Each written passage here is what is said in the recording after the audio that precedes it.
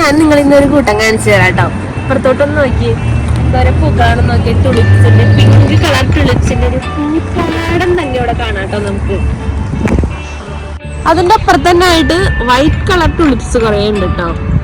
അതിനപ്പുറത്ത് വീണ്ടും pink colour ടുളിപ്സ് ഉണ്ട്.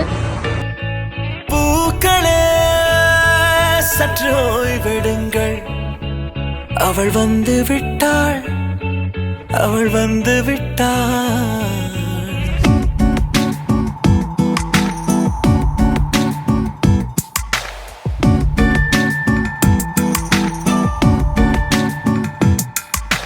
பூக்களே சற்று ஓய்வெடுங்கள், அவள் வந்து